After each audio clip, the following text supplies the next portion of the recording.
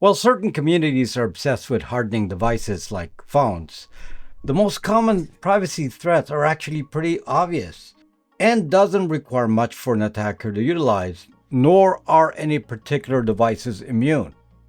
In some cases, it can be done via someone physically inserting this surveillance bomb on your device. In other cases, you're sole as story and you self-hack for the attacker. But this surveillance trick is different because it is very quiet. There's the nastier method, which is a government requiring you to install some app, and that app is then silently inserting the little bomb that allows the surveillance. And even if you remove the app, the little bomb remains. In this video, I'm going to tell you what this surveillance bomb is and how this actually cancels out the protections of any device, whether it's a computer or a phone, hardened or not. You are not exempt.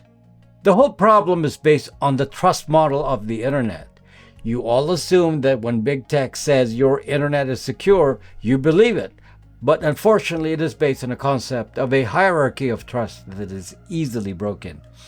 The biggest sources of this threat are corporations, definitely governments, and entities that can force you to install things on your phone.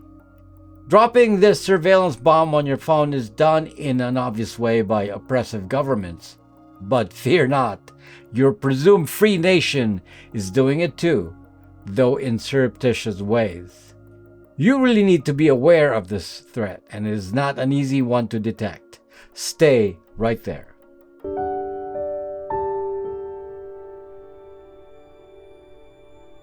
The whole internet security model today is based on something called the PKI, or Public Key Infrastructure. And while it all sounds good when explained to you in theory, today I will tell you why this particular infrastructure actually is being abused for mass surveillance purposes.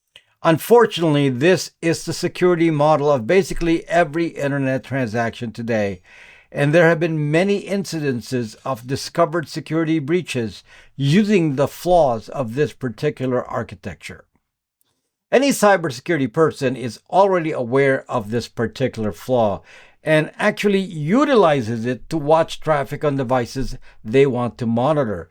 But unfortunately, the hackers also know this technique and uses this to perform a man-in-the-middle attack. But the worst offenders of this are actually governments, because they can set rules that render any internet encryption that uses this PKI infrastructure null and void. The PKI model. The public key infrastructure is a security model that has built-in pieces to make it work as a tool to encrypt traffic on the internet. I will just keep the explanation brief, and you can read up on these terms separately if you wish. The main concept of security, which is now called TLS, or Transport Layer Security, is based on the mathematics of using a public key to perform an encryption. The actual mechanics of this encryption is based on a mathematical formula, which we don't need to get into. The point, though, is that it is standardized, but the public key is the input into the formula. A public key looks like this. A public key is not a secret, and when you go to any website or any site that wants to perform TLS encryption, the public key is openly provided. It is in fact part of the normal handshaking now between internet devices to initiate encryption. So public keys are used to encrypt, but to decrypt you must have the private key. This is an important point. Again, there's a standard formula used, and the input to decryption is the private key. The result will be plain text of the original message. Now, to make it absolutely clear, a person that has a private key can decrypt any traffic encrypted with its matching public key. The internet is very complex, and it's basically made to self-run, so to speak. So way back when Mozilla first invented this infrastructure, they called this SSL, or Secure Sockets Layer. Certificate authorities. Having keys isn't enough here. There had to be a distribution system to make sure that anyone can obtain a pair of keys, public plus private. And since the internet is huge, the way this was organized was through centralized entities called certificate authorities, or CA.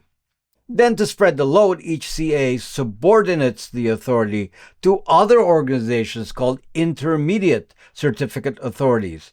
These intermediate CAs are responsible for distributing, or basically selling, certificates to any entity that wants them. Now, to ensure that each CA is on the up and up, there's a financial bond, so to speak, attached to any entity that wishes to function as a CA.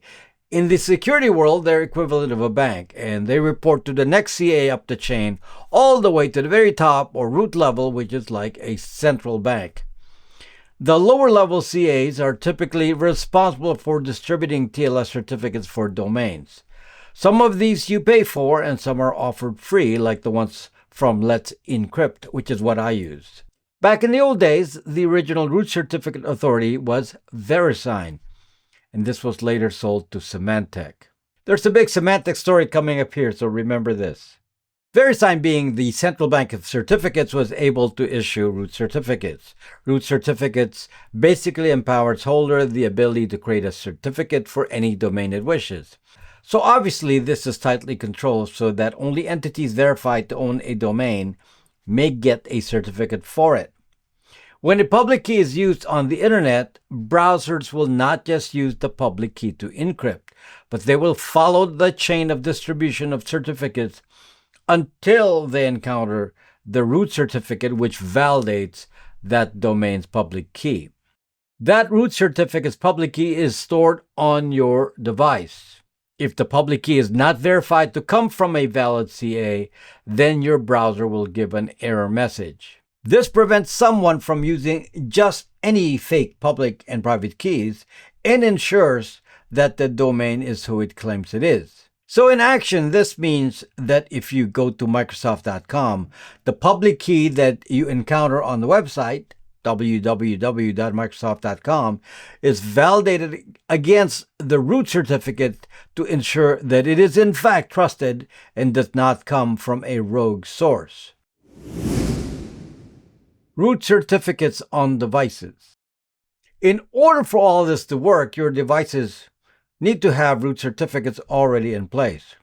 This is typically the job of the operating system, meaning iOS, macOS, Android, Windows, and Linux, to make sure that the official root certificates are on your device. This ensures that your internet sites can be validated. If you have very old devices that have not been updated, you will find that they may not have up-to-date certificates, and thus you are not able to have any encryption on some domains. This all depends on the dates the root certificates expire. Let's now introduce the problem.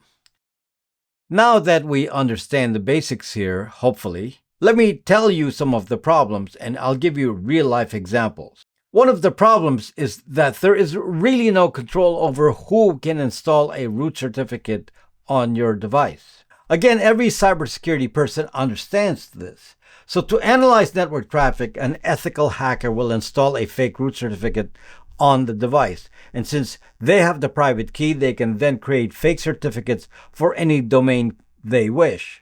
This is all automated, of course. If they want to intercept traffic going to google.com, they can create a fake website called google.com, and the certificate will be validated by the fake root certificate. And now the ethical hacker can read the traffic in plain text using a technique called a proxy.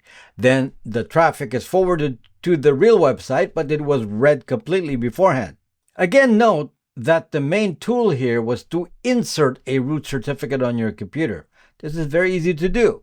In Windows, it involves writing to the registry. In Linux-like systems like iOS, macOS, Android, it just involves copying the certificate file to the appropriate directory on the machine.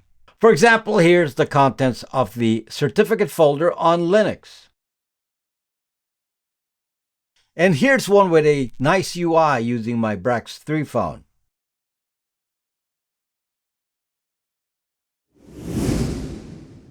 Dropping the bomb. Inserting root certificates is pretty simple, and after it's done, no further action is necessary on the device. It's a one-time act. In some countries, some apps are required to access government services or banking services. For example, there's China's WeChat app, which is also the common payment method there. An app like that, which is government controlled, could very easily insert a root certificate on the device. I've talked to some people from Russia, for example, and when installing some Russian apps, they've noticed particular root certificates appearing on their device. A new possible source is the new Max Messenger app in Russia or the VX app, which are used specifically in Russia. I can't tell you the specific apps that you need to worry about because there are too many possibilities. The point is that since it is very easy to do, I don't doubt that it is done. Of course, it can be passed to you as a hack attack by having you click on some email and that initiates a script to install a root certificate. Or it can be something your corporate IT department will tell you to click on an email so that your computer is able to access the corporate network. All these techniques result in just installing a fake root certificate. A little history of evil. To show you this in action, let me introduce you to this old story. It's quite a saga, actually. It involves a company called Symantec, which is now broken up in little pieces and no longer exists. Symantec back in the day bought VeriSign, and again, to refresh your memory, VeriSign was basically the top root CA of the entire public key infrastructure. VeriSign could validate any intermediate CA. Symantec then expanded and bought the surveillance company Blue Coat Systems. It was such a huge deal that the CEO of Blue Coat Systems actually became the CEO of the entire Symantec. Symantec also owned Norton Antivirus, of course, and then proceeded to also buy LifeLock, some scammy identity protection service. Today, the company is now called Norton, and LifeLock has now been integrated into the product line together with the antivirus. By the way, to emphasize the manipulation of information here, Symantec does not even come up on Wikipedia anymore. This is the way they change the story and wipe it from history, like in the book 1984. But we will be sure to counter that by revealing the truth right here.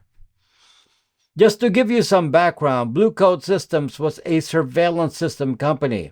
It made hardware used to basically break internet encryption and allowed mass surveillance of the entity where it is installed. It was used for mass surveillance by countries in the Middle East, which I will not name, and it is also used by corporations. The way they did their surveillance at the time was very simple. Since Blue Coat Systems was owned by Symantec and the root CA VeriSign was owned by Symantec, then VeriSign granted Blue Coat Systems an intermediate CA authority, which meant that the surveillance division could create any domain certificate it wanted. And it would always be valid since it is signed by the official VeriSign top-level root certificate, which is on every single computer in the world. Well, this enabled Blue Coat Systems to basically spy on any internet traffic anywhere. Since it created the fake domain certificate, it had the fake domain private key and could decrypt any domain, any. And no one needed to install a fake root certificate. By hacking the root CA VeriSign, they basically inserted themselves in every computer in the world. Well, the evildoers got caught. The hero here, surprisingly, is Google. Google suspected the possibility of intermediate CAs issuing fake Google certificates, and if I recall correctly, some CA in China was caught doing this and was delisted as a CA. Google spots this by a technique called certificate pinning. They make sure that Chrome knows the valid certificates that Google has, and Chrome checks the signatures of all reported certificates by that browser. Then if the signature doesn't match what Chrome has pinned on its imaginary wall, it shouts an alarm to Google. Google discovered this and then publicly accused Symantec of evil doing. Then Google gave a date after which all certificates issued by Symantec, including VeriSign, would be banned by Chrome. Seeing the evil here, Apple, Microsoft, and Firefox all updated their browsers to do the same thing to ban Symantec certificates. Symantec had no choice. Basically, it killed VeriSign and, of course, ruined the reputation of the company. Hiding this information from shareholders, Symantec had a fire sale and sold off VeriSign to DigiCert for basically nothing. Blue Coat Systems was included in an enterprise division, and that was sold to Broadcom. And so Symantec was left with just Norton and LifeLock and is still scamming you every day with these products. Moral of the story. The moral of the story is that we assume that certificate authorities, and the whole infrastructure is bulletproof. I wrote a little plan long ago on how to solve this by having a public blockchain that recorded all certificates issued so it's immutable and can only be used once. But of course, who will listen to me? I'm just that guy who's the archenemy of the graphene community, therefore I must know nothing. This is a bigger problem though. Even legit organizations can decrypt certificates if they have the private key. Private keys can be stolen. Some insider at some company could copy the private key and bring it to a 3-letter agency. Some 3-letter agency could pay an entity to get a copy of the private key. So we have a double problem. We have the problem of A, legitimate private keys being stolen, or B, fake root certificates with fake keys. Avast Antivirus. If you want to see the fake root certificate problem in action live, I'll give you an example process. I want you to install the Avast Antivirus app on a PC. Now look at your root certificates and you will notice that Avast root certificate, which is fake, is now installed on there. Avast is not an official CA, so this is fake. This now allows Avast to watch your internet traffic, and their reasoning is that this is used to identify phishing attacks. Be that as it may, be aware that from here on, anyone in possession of the Avast private key can create fake certificates for any domain. This exercise should show you that all it takes is for an app to quietly install a root certificate like Avast, and instead of intercepting the traffic on device as Avast claims to do, the traffic can be captured at some proxy server like some Apple Internet Relay, as a theoretical, and then all the traffic can be scanned. The problem here is that for governments and corporations, there is no incentive to actually fix this, as corporate surveillance systems allow the IT department to scan the traffic inside a corporate network. And governments certainly want this capability to continue to be available. It is a surveillance boon for them. Defensive techniques, detecting an MITM. I wrote an app for Android many years ago, and frankly, it has not been updated in a long time, but it still works. It is called Catch Man in the Middle. It is used to detect a man in the middle, meaning it can detect if the certificate is potentially not original, which indicates some entity scanning your network. There are a few exceptions now where this might give a spurious result, and mostly it applies to google.com, so this is likely not a good domain to check. Anyway, I loaded the app on my Brax 3 phone. I downloaded the app from Aurora Store in my case. I don't know if Google Play still distributes the app, but you can get it on apkpure.com as well.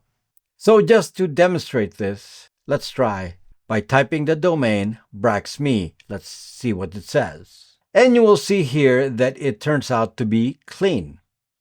Now let's try it with google.com. This is an example of a site that does not work with this app, so it will give you a warning. Let's try it out first, and I'll discuss how it actually works and why it doesn't work here. As you can see here, it gives an alert that there's a man in the middle. The way this app works, it compares the certificate of the website as seen by your device, and then it connects to our server, and the server looks at the same website and looks at the certificate as well. Then the two certificates are compared, and if they do not match exactly, then this error comes up. The reason this doesn't work for Google is that they've tricked their systems to use multiple Google.com certificates. Google is its own intermediate CA, so they can do this. So what happens is that since multiple certificates exist instead of a single one, then our solution here will likely not find the same exact certificate. A place like Google has many thousands of servers, so this is likely a security measure, since some employee with access could copy a private key. Now, a man-in-the-middle attack is typically global and affects all sites. So searching for a site like Braxme or a bank is good enough to know that there is no mass surveillance being conducted in between networks. Each certificate has a unique digital fingerprint, and that's what we are comparing here. If both your site and our site is clean, then the fingerprints should match as I show here. Now, just because this doesn't show a problem doesn't mean there's no problem.